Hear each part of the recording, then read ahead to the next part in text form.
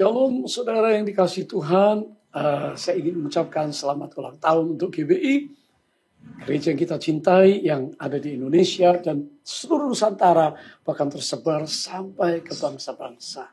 Ini hari yang luar biasa dan saya menyapa saudara, saya dari Singapura, tetapi saya tidak sendiri karena hari ini saya ditemani oleh putra saya, Ivan Handoyo dari Jakarta, yang akan menyampaikan beberapa pesan tentang legacy, tema besar kita. Ivan, halo. Hai Pak, hai semua rekan-rekan muda yang ada di seluruh Indonesia dan yang ada di bangsa-bangsa. I hope we learn a lot about legacy today.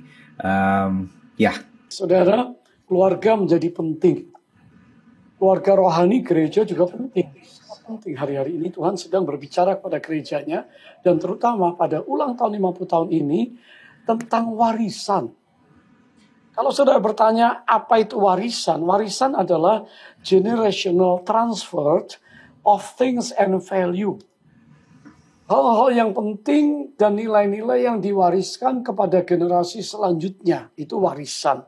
Nah saudara, kalau kita para orang tua egois, hanya memikirkan diri kita hari ini, urusan hari ini, kita tidak pusing hari yang akan datang, anak-anak kita seperti apa, kita menjadi orang tua yang gagal. Alkitab menuliskan kisah-kisah keluarga.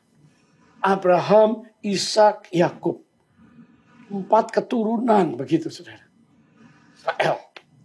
Alkitab menuliskan tentang orang-orang yang bijaksana yang meninggalkan warisan bagi anak cucunya. Karena Amsal 13 ayat 22 berkata, orang baik meninggalkan warisan bagi anak cucunya. Apakah kita termasuk orang yang serius, yang baik, memikirkan anak cucu? The tomorrow become now. Apakah kita hari ini menjadi orang yang sudah mendelegasi, mewariskan, mementor orang lain, keluarga kita maupun adalah anak-anak rohani kita. Alih generasi ini sangat diperlukan di hari-hari ini. GBI ke depan, bagaimana 25 tahun ke depan, 50 tahun ke depan, tergantung dari kita hari ini. Para bapak-bapak, para kepala, para pelayan Tuhan, pengerja, PDP, PDM, PDT. Apakah kita sudah mewariskan sesuatu untuk generasi yang akan datang? Jadi warisan untuk orang dunia biasanya aset, uang, harta. Saudara mungkin berkata kita nggak punya ini, nggak apa-apa. Tapi orang Kristen, hamba Tuhan, warisan kita itu adalah nilai-nilai kebenaran, integritas firman Allah yang bisa dipegang teguh oleh anak-anak rohani kita, anak jasmani kita. Dan ini warisan yang lebih berharga daripada harta dunia. Karena bersifat lebih panjang kekal dan mereka bisa mewariskan ke generasi selanjutnya. Saudara, kalau dikatakan orang baik meninggalkan warisan bagi anak cucunya, berarti ada orang-orang yang tidak meninggalkan warisan, orang yang nggak baik. Nah, saya berdoa hari ini kita semua mau menyadari bahwa kita perlu meninggalkan warisan yang baik. Abraham meninggalkan warisan bagi anak cucunya, iman itu. Nah, Ivan silahkan. Ivan lahir dari keluarga saya, putra sulung. Dia 2 bersaudara, 2 laki-laki. 2 sudah menikah. Dan Ivan belajar apa sih dari ayahnya gitu. Silakan Ivan. Saya belajar banyak sekali, saudara, dari papa saya. Terutama mengenai warisan. Kalau berbicara mengenai warisan iman, warisan yang diturunkan dari papa saya. Dari kecil papa saya nggak pernah memaksakan saya untuk ada untuk menjadi pendeta. Tapi dari kecil dia selalu mendidik saya menjadi hamba Tuhan. Dan saya tahu sampai saya ada di mana sebagaimana saya hari ini adalah karena saya lihat papa saya set example buat saya. Jadi mayoritas dari apa yang saya pelajari bukan verbal, tapi dari example yang papa saya set buat saya gitu.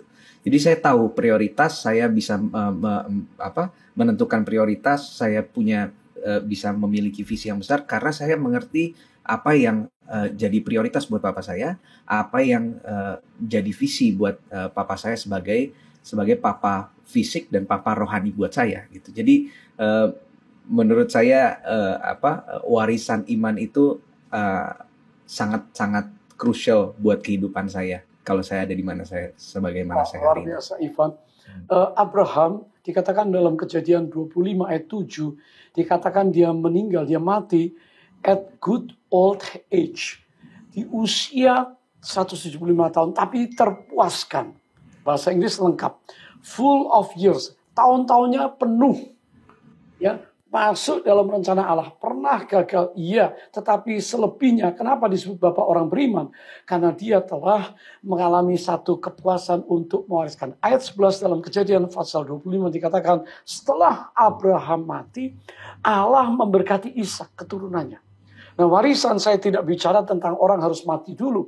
Justru waktu kita hidup, kita bisa mewariskan sesuatu. Ivan, tadi Ivan berkata dia menerima warisan iman. Tetapi saya tahu ada warisan yang lain. Ivan tadi bilang dia bukan gembala, belum, saudara. Dan, ya, tapi dia hamba Tuhan. Nah, padahal you kerja di marketplace. Ivan bisa cerita sedikit. Bedanya kerja di marketplace bisa bagi berkat atau jalan pelayanan. Nanti pelayanannya apa, saya akan tanya. Iya, jadi memang kalau kita bicara mengenai warisan iman, saudara yang tadi Papa saya bagikan, warisan itu bukan hanya dibagikan, diturunkan dalam bentuk praise and worship saja, tapi jauh lebih luas daripada itu. Saya waktu kembali dari kuliah, saya sempat kerja di satu perusahaan multinational oil and gas, dan saat ini juga saya masih di perusahaan oil and gas. Saya tetap ada di marketplace, tapi at the same time saya juga melayani Tuhan. Dua-duanya dengan hati yang penuh, full heartedly. Jadi memang saya memberikan yang terbaik karena saya tahu ujungnya itu tujuannya buat apa. Jadi memang itu yang papa saya selalu dari dulu kasih tahu saya. If you wanna do things, do it. Walaupun tanpa dia memperkatakannya ke saya, tapi dengan dedikasinya dia, dan saya ngelihat bagaimana dia ngelihat pelayanan, maksudnya bagaimana dia treat pelayanan itu secara maksimal. Saya bisa melihat bahwa hidup saya pun saya harus memaksimalkan untuk kemuliaan Tuhan gitu. Jadi saat ini memang saya ada di dua bidang itu, saudara. Luar biasa. Jadi warisan iman. Sekarang kita selanjutnya naik. Ibadah yang ada di orang Israel, yang memuliakan Tuhan, yang mempercayai dan mengakui Tuhan itu hebat, perkasa, besar, mahadir, itu Daud. Sebab itu Daud sebelum dia mangkat, dia meninggal, dikatakan dia juga seorang yang dikatakan Daud itu diangkat Tuhan tinggi. Samuel berkata, ya.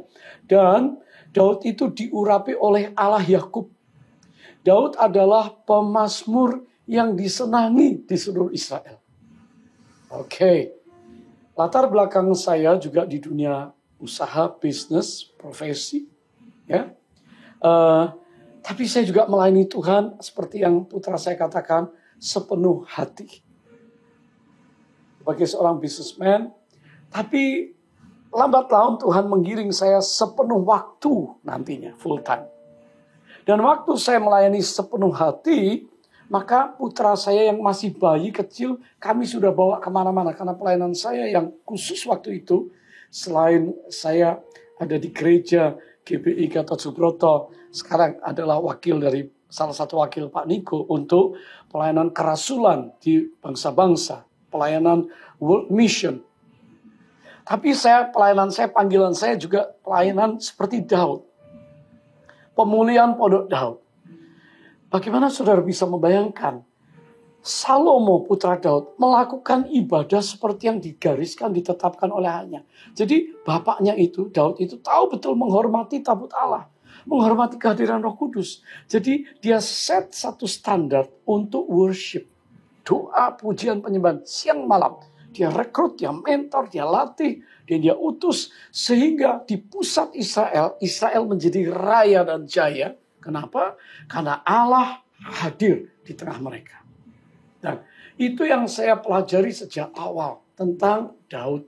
Dan raja-raja setelah Daud yang benar, Mereka melakukan ibadah sesuai yang ditetapkan oleh Daud, seorang penyembah. Kita tahu hal itu. Israel diberkati Allah. Kenapa? Allah tidak butuh uang mereka. Allah tidak butuh emas perak, Tuhan yang memberi. Tapi Tuhan mau mereka bangun altar. Mereka bangun tempat penyembahan. Dan saya percaya hari ini kita semua adalah penyembah. GBI kalau mau mengalami lawatan Tuhan, kemajuan luar biasa, kita semua harus menjadi gereja yang menyembah. Gereja yang berdoa. A praying and worshiping church.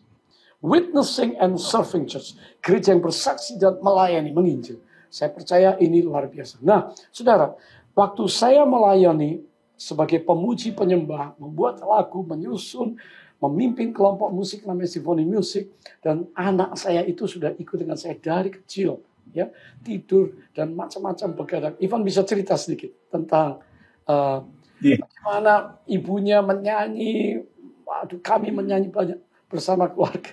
Silakan Ivan. Seingatan saya yang paling early di hidup saya adalah memang saya selalu diajak ke studio, terus papa saya tur pelayanan kemana-mana, saya selalu diajak. Saya ingat beberapa kali rekaman di studio bisa sampai jam 2 malam, jam 3 malam, terus papa saya gendong saya pulang, tidurin di ranjang. Saya masih ingat semua itu at the back of my head. Itu buat saya pengalaman yang sangat-sangat berharga, karena saya ingat dari early days, on my early days, itu lagu-lagu, melodi-melodi, itu sudah masuk di kepala saya. Jadi secara saya sadar apa nggak sadar, itu selalu ada at the back of my head, selalu ada gitu. Jadi memang itu at the early days waktu papa saya masih melayani di Symphony Music ya waktu itu ya, Pap ya. Ya, puji Tuhan, saudara. Nah, bagaimana warisan dari hati penyembah turun ke putra saya? Tentunya saya berdoa, Tuhan, bagaimana ya masa vakum setelah kami semua jadi hamba Tuhan, sibuk dan masing-masing sendiri-sendiri. Siapa yang melanjutkan visi besar untuk menjadi suara bagi bangsa? Saya berdoa, saya bilang, Tuhan ada kriteria siapa yang akan melanjutkan pelayanan ini, masa berhenti sampai demikian. Saya tetap produktif membuat lagu dan lain sebagainya, tetapi untuk menyanyikan, saudara, dunia orang muda butuh yang muda-muda, bukan kita yang senior-senior, saudara. Nah, saudara, rupanya saya tidak terlalu sadar bahwa putra saya ini telah menyerap banyak secara otodidak. Ya, dia belajar musik, dia main musik, apa saja dia menyanyi dan segala macam. Sampai hari ini kalau sudah bisa menyaksikan, lahirlah Symphony Worship. Tapi itu melalui sebuah proses. 7 tahun yang lalu saya berdoa serius, 2 tahun, Tuhan, diwariskan ke siapa sih? Ya, tidak mudah, nggak boleh salah. Kriteria harus ada. Saudara cari istri kan punya kriteria, cari suami punya kriteria. Satu yang punya karakter, ya, karakter yang baik, yaitu lembut, dengar suara Tuhan, dan seorang yang mengenal hati Tuhan, nggak sembarangan. Yang kedua, tidak mudah sombong kalau nanti terkenal begitu. Yang ketiga, tidak materialistis karena ini panggilan imam penyembah. Yang keempat, bisa memimpin dan punya hati bapak untuk nanti menaungi banyak orang muda. Yang kelima, skillful, ahli di bidangnya. Nah, saudara, kompetensi. Saya doa, saya lempar, saya bagikan, ternyata putra saya menyambut. Dan dia katakan, tapi kayaknya kita bisa mulai sesuatu. Dan disitulah Ivan punya visi, Ivan punya strategi, Ivan punya tim yang dia bangun bersama teman-teman dan satu gereja lokal menjadi voice to the nations. Ivan bisa share burden kamu, beban kamu, bagaimana kita sering kompos mengarang lagu sama-sama. Saya pun banyak belajar dari putra saya bagaimana lagu-lagu yang cocok untuk anak muda begitu. Tetap intinya praise and worship, penyembahan, tempat terdalam, tempat di ruang Maha Kudus, saudara. Ya, walaupun banyak godaan, tetapi kenapa Ivan memilih lagu-lagu yang di tempat Maha Kudus yang menyentuh hati? Silakan Ivan. Iya, mungkin aku bisa balik sedikit ke waktu pertama kali Symphony Worship dibentuk. Dulu kita sempat agak bingung mau cari nama, mau apa, dan saya cuma ingat ada satu hal yang mengena buat saya. eh, dari symphony music, yaitu adalah intimacy, hubungan intim sama Tuhan. Yang itu yang buat saya menjadi satu dasar, kalau boleh bilang DNA yang diwariskan ya mungkin itu ya, intimacy sama Tuhan. Jadi musik-musik kita terbentuk di atas dasar itu. Di situ penulisan lagu, komposisi, arrangement, even sampai mixing, mastering, sampai wrapping the whole album as a whole, the packaging and everything else, semua desain dan lain-lain. Itu adalah berdasarkan intimacy apa yang kita mau sampaikan ke Tuhan secara intim. Dan itu yang menjadi juga dasar penulisan lagu kita. Jadi setiap lagu kita adalah berdasarkan keintiman. Jadi masuk ke ruang Maha Kudus, memang itu face to face, ketemu muka sama Tuhan. Itulah yang jadi dasar kenapa nama ini ada dari sebelumnya symphony music sekarang jadi symphony worship. Dia memang karena atas dasar itu, dan dari situlah kita terus meneruskan visi, kita mengembangkan, menyesuaikan dengan keadaan yang sekarang, dengan media sosial yang ada, dengan distribusi yang ada seperti sekarang ini, seperti hari ini gitu. Oke, di zaman saya itu kaset, itu CD ya saudara, lalu video, tapi sekarang semua sudah nggak ada. Tetapi Ivan dan timnya luar biasa, wawasannya lebih luas, memberi seminar, mengajar, konser yang buat SW Family, dan itu telah menjadi dampak. Ivan bisa ceritakan bahwa dampak yang ada sekarang jauh lebih besar daripada yang dulu zaman saya, saudara. Silakan Ivan. Dampak apa? Sukacita apa? Iya, jadi kalau kita bisa melihat dari pas pertama kali Symphony Worship rilis, aku ingat Papi set the standard very high for us. Jadi memang dia set kriteria awal itu memang kita dari sisi kerohanian dan dari sisi pertumbuhan iman, memang kita harus semuanya at the same level. Dan di situ saya memang kita punya satu visi, waktu kita merilis ini harus menjadi lagu keintiman orang sama Tuhan. Orang harus bisa menyembah dengan betul-betul intim, muka ketemu muka sama Tuhan. Saya ingat waktu pertama kali kita rilis, kita nggak expect terlalu banyak. Kita rilis, kita melakukan yang terbaik, sudah bagian kita rilis. Ke sosial media waktu itu kita juga belum, pemahaman kita tentang sosial media belum terlalu sempurna. Jadi kita rilis dalam waktu sekitar 6 bulan, mungkin kita juga, waktu itu saya juga udah nggak terlalu cek, tahu-tahu salah satu dari tim Symphony Worship bilang, ini kita Ku Nyanyi Haleluya sudah sampai 1 juta viewers. Buat kita waktu itu 1 juta viewers is very very big. Jadi dari saat itu kita tahu memang secara organik Tuhan menumbuhkan ini, Tuhan mengangkat kita gitu loh. Tapi dari situ pun juga kita tahu bahwa ini bukan kita, tapi Tuhan yang angkat. Sekarang sampai hari ini, puji Tuhan, Tuhan sangat baik. Ministry ini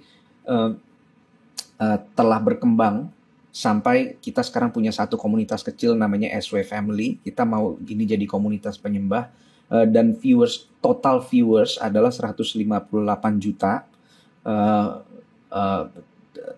Video terbanyak sekitar 30-an juta viewersnya, dan it's still growing gitu. Jadi memang kita melihat ini Tuhan begitu dahsyat gitu kerjanya. Dan yang paling spesial memang age range dari yang range umur dari yang nonton setelah kita kemarin cek adalah 75% di bawah 35 tahun. Wah, berarti saya merasa bersukacita bahwa legacy sudah diturunkan dan mereka bisa mengembangkan dengan kapasitas lebih besar sehingga jangkauannya untuk generasi muda ke depan.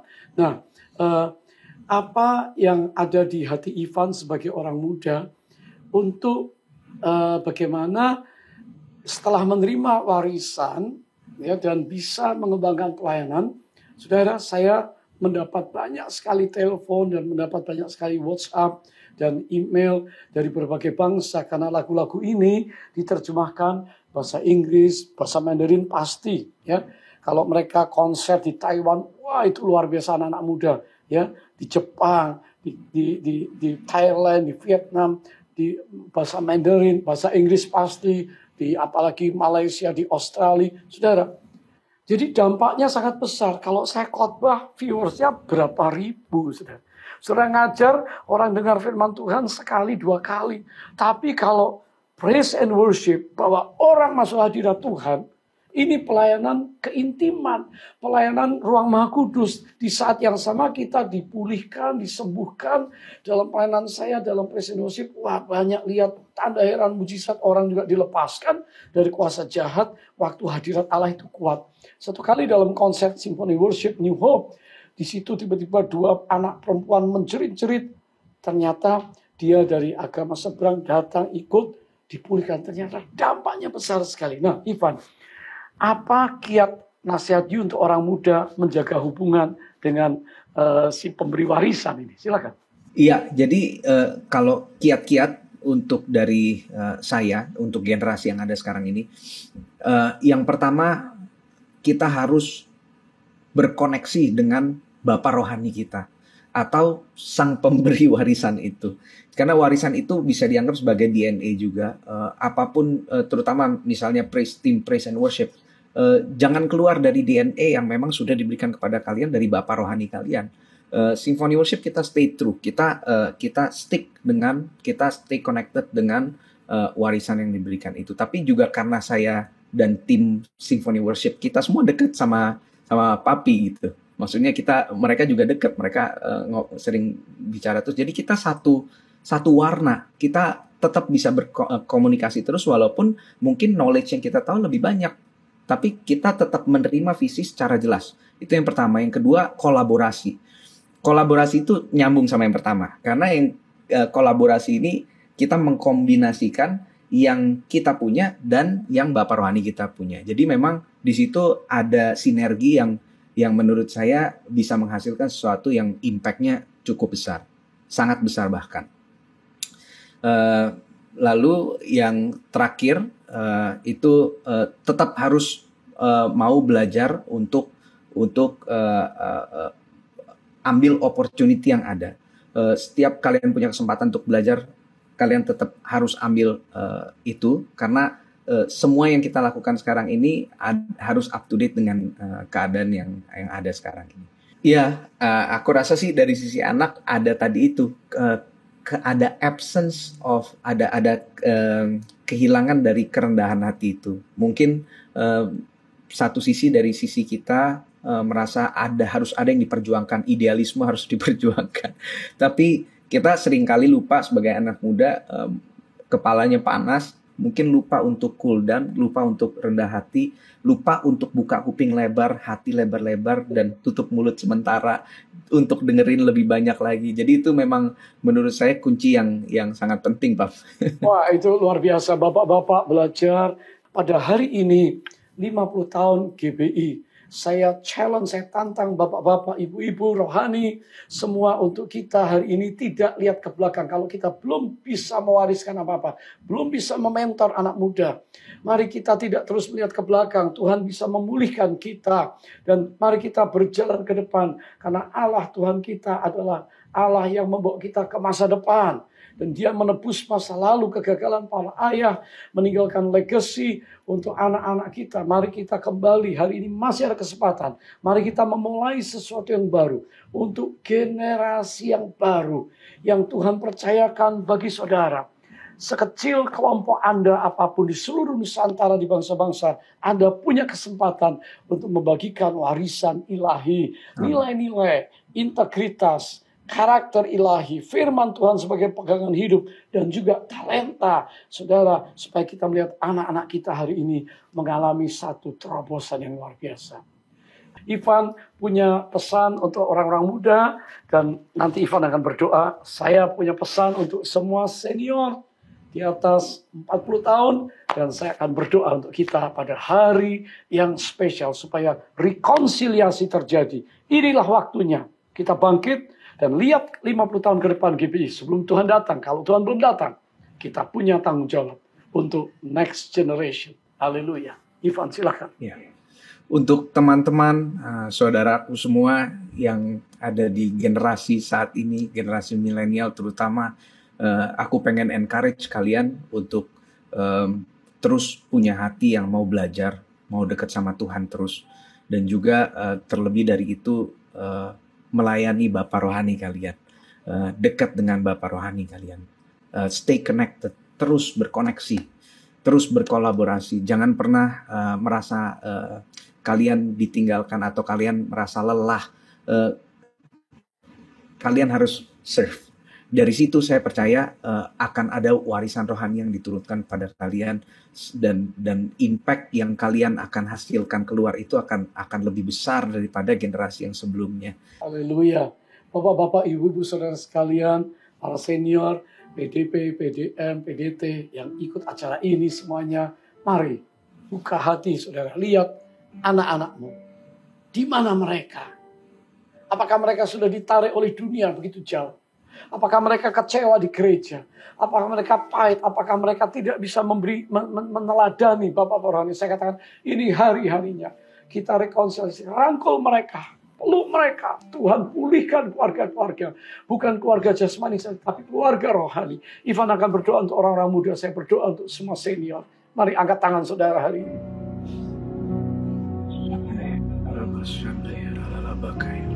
Bapak, hari ini hamba berdoa Tuhan, khusus untuk teman-teman saudara-saudaraku yang ada di generasi saat ini. Tuhan, berikan inovasi, berikan hati, berikan ketaatan, berikan kerendahan hati Tuhan Yesus untuk mendengarkan suaramu lebih lagi melalui Bapa rohani yang ada Tuhan.